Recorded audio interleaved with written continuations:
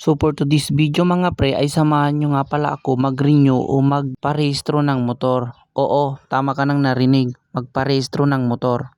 At ituturo ko din ang step by step at presyo ng pagpaparehistro ng motor. Kaya panoorin mo tong video hanggang sa dulo kasi makakapulot ka ng aral dito at maiwasan mo din ang maglagay o magpalakad sa iyong motor.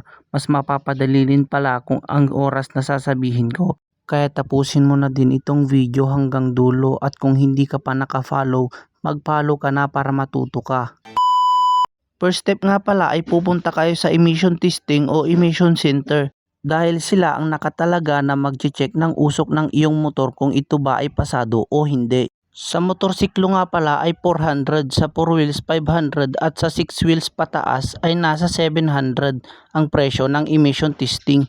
Kailangan mo din nga palang paandarin ang iyong motor para sa emission testing at makuha yung tamang pressure ng hangin o yung usok ng iyong motor kung pasado ba o hindi. At pagkatapos ng emission ay ito na yung maibibigay sa'yo. May nakasulat na pass para pasado ang motor mo. Kailangan mo din palang ibigay ang ORCR mo para ma-determine nila yung motor mo.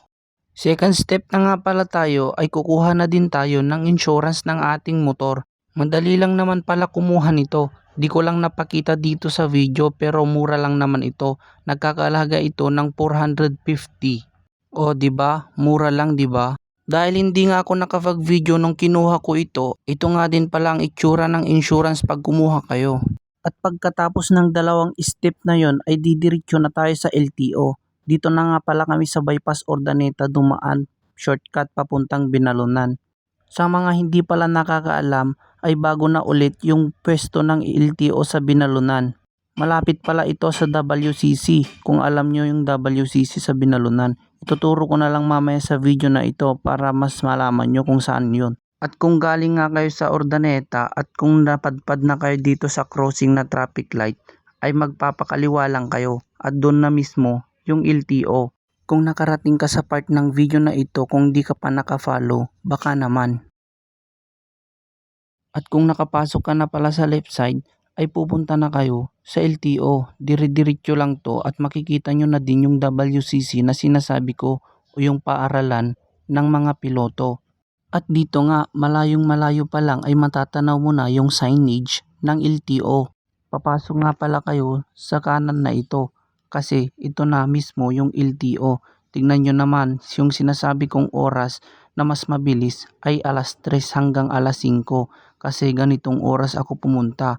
Wala pang isang oras ay nabigay na yung renewal ng motor ko. Step 3, dito na nga din pala i-inspection ng ating motor. Ang kailangan mo lang ibigay ay yung papeles mo at insurance sa mga mag-e-expect ng iyong motor. Ang inspection nga pala ay dito titingnan ang mga ilaw ng motor mo gaya ng headlight, flasher at busina mo. Titignan din dito kung kalbo na yung gulong mo at kung standard din yung mga side mirror mo. At kung hindi yan makapasa ay hindi mo maire-rehistro o marirenew ang iyong motor. At kung okay na lahat at kung okay naman lahat sa motor mo ay ipapark mo na ito at hihintayin mo na lang na ibigay yung papel mo. Kakausapin ka din nga pala dito pero yung unting katanungan lang kung ano yung mga pangalan mo at information na nakasulat sa iyong motor. Dito nga pala ay may pinaayos ako dahil sa huling rehistro ng pinagbilihan ko ng motor ay with sidecar yung OR nito. Kaya ipapaayos ko at nakikiusap ako sa loob ng LTO. Wala naman akong binayaran doon. Sadyang nagkamali lang talaga sa system ng LTO. Ito po yun yung error po ng dito po sa office kasi dati po is without sidecar pero nung naperestro namin nung last is with sidecar naman na po. Ito? So magsabi parang hindi nila nakikita mo. Kasi error po ng office na po yun na sir. Hindi siguro sa computer error. Tingnan natin pag kung ano makikita nila sa computer. Basta sabihin mo mamaya motorcycle without sidecar dito. Opo sir.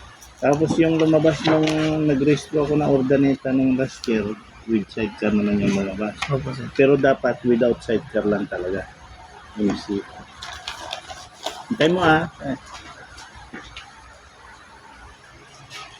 At pagkatapos nga din sa inspection ay papasok na tayo sa LTO at ipapas na din natin yung papel na kumpleto na lahat at hihintayin na lang natin na ipasa sa loob para hintayin ulit renewal o registration ng ating motor. At hindi nga nagtagal ay tinawag na nga tayo. Number 60 nga pala yung pila ko at 57 na yung tinawag nung pumasok ako. Kaya paghapon ay talagang wala na o kakaunti na yung tao. Kaya ganitong oras kayo at hapon kayo pumunta para hindi kayo magtagal sa LTO. Wala pang isang oras, lahat ng proseso, ang nagpatagal lang yung biyahe natin. At pagkatapos nyan, uuwi na lang tayo. At sasabihin ko nga din pala yung breakdown ng nagastos natin.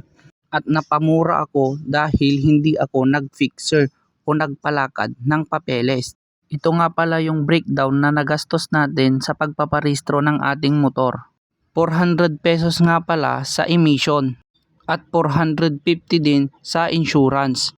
At ang huli ay 259 sa mismong rehistro o OR ng ating motor. Bale, ang nagastos natin ay 1,109 lang naman. O di ba napamura tayo kaysa sa magpapapixer o magpapalakad ka na 1,700 yung singilan nila. Hindi pa kasama yung emission testing at yung insurance doon. At kung nakatulong man itong video sa'yo ay paki-like, follow, and share naman this video.